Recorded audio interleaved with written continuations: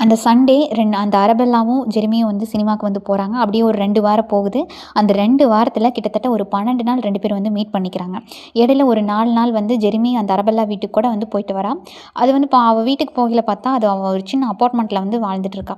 இவ அதுக்கு வந்து அவன்கிட்ட வந்து சொல்லுவா, "எங்க வீடு வந்து ரொம்ப பேலஸ் மாரி இருக்கும். வீட்டுக்கு முன்னாடி எப்போ பார்த்தாலும் 10, 15 கார் நிக்கும். வீடு ஃபுல்லா எங்க பார்த்தாலும் சர்வன்ட் இருப்பாங்க. எனக்கு அந்த மாரி இருக்கிறது வந்து பிடிக்கல. எனக்கு இந்த மாதிரி ஒரு சின்ன அப்பார்ட்மெண்ட்ல இருக்கிறது தான் எனக்கு பிடிச்சிருக்கு." அப்படின்னு அவன் வந்து சொல்லுவாள். உடனே சாருக்கு வந்து பூரிச்சு போயிடும். ச்சே, எவ்வளோ சிம்பிளிசிட்டியாக இருக்கா அவ அப்படின்ட்டு. அப்புறம் ஒரு நாள் அரபெல்லா வீட்டுக்கு ஜெரிமி வந்திருக்கும்போது அவள் வந்து கேட்பாள், நாமளும் இந்த ஒரு 2 வாரத்தில் 12 நாளைக்கு பக்கமாக மீட் பண்ணிட்டோம். நானும் நீ சொல்லுவேன்னு பார்க்குறேன், ஆனால் நீ எதுவுமே சொல்ல மாட்டேங்கிறியே அப்படின்ட்டு அரபெல்லா வந்து கேட்பாள். உடனே இவனுக்கு உடம்பெல்லாம் வந்து நடுக்க ஆரம்பிச்சிடும். எனக்கு என்ன சொல்கிறதுன்னு தெரியல அப்படின்ட்டு அவன் வந்து சொல்லுவாள். என்ன சொல்கிறதா? இது கூடவா ஒரு ஆள் சொல்லித்தரணும்? உன்னை நான் காதலிக்கிறேன் அப்படின்னு உனக்கு தெரியலையா அப்படின்ட்டு அரபெல்லா வந்து கேட்பாள். உடனே நம்ம ஹீரோக்கு வந்து பட்டர்ஃப்ளை மூமெண்ட். ஒரு அழகான பணக்கார பொண்ணு அதுவே வந்து நம்மக்கிட்ட வந்து ப்ரப்போஸ் பண்ணுது அப்படின்ட்டு.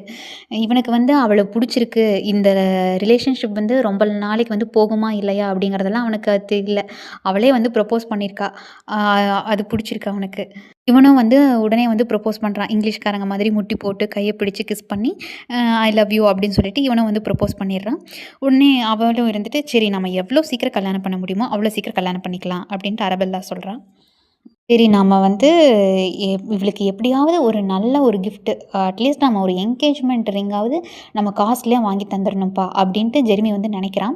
கூடவே இந்த கால்குலேஷனும் வந்து போட்டுக்கிறான். இவன் வந்து எவ்வளோ ஒரு பெரிய ஆள், ஒரு வெல் செட்டில்டான ஒரு பொண்ணு, 2வது பொண்ணுன்னு வேற சொல்கிறான். எப்படி பாதி சொத்தாவது இவளுக்கு வரும் அப்படிங்கிற கால்குலேஷனும் இவன் கூட போட்டு வச்சுக்கிறான். அதனால் தலையை அடமானம் வச்சாவது இவளுக்கு காஸ்ட்லியான ஒரு என்கேஜ்மெண்ட் ரிங்கை நம்ம வாங்கி தந்துடணும் அப்படின்னு அவன் நினச்சிக்கிறான். இதே வந்து அவகிட்ட வந்து சொல்கிறான், நான் உனக்கு எப்படியாவது நான் ஒரு நல்ல ஒரு காஸ்ட்லியான ரிங்கை வந்து நான் வாங்கி தந்துடுறேன் என்கேஜ்மெண்ட்டுக்கு அப்படிங்கிறான். அரபெல்லாவும் இருந்துட்டு, ஆமாம் நீ கண்டிப்பாக எனக்கு வாங்கி தரணும், அப்போ தான் நீ என்னோட செட் பீப்புளோட மிங்கிள் ஆக முடியும் அப்படின்னு சொல்கிறான். அதாவது அவளோட செட் பீப்புள் அப்படிங்கிறது அவங்களோட பணக்கார கேங்கோட மிங்கிள் ஆக முடியும் அப்படின்னு அவன் வந்து சொல்கிறான். அரபெல்லா வந்து சொல்கிறா, ஆனால் அந்த ஒரு காஸ்ட்லியான ரிங் வாங்குற அளவுக்கு உங்கள்கிட்ட பணம் இல்லைங்கிறது எனக்கு தெரியும். அதுக்கான வழி வந்து நான் ஒன்று சொல்கிறேன் அப்படின்னு அவள் சொல்கிறா. நீ ஏன் வந்து அந்த பணத்துக்காக வந்து நீ கஷ்டப்படுற? நாம் வந்து அந்த ஒரு ரிங்கை வந்து நம்ம திருடிக்கலாம் அப்படின்னு வந்து சொல்கிறா.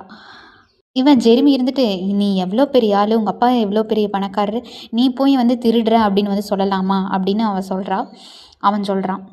இந்த அரபெல்லா வந்து சொல்கிறா, பெரிய பெரிய கடையிலலாம் வந்து கம்மிக்கு வாங்கி நிறையா லாபத்துக்கு தான் விற்கிறாங்க. அவங்கக்கிட்ட கொள்ளையடிக்கிறதெல்லாம் ஒன்றும் தப்பில்லையே அப்படின்ட்டு அதை வந்து நியாயப்படுத்துகிறா அவ.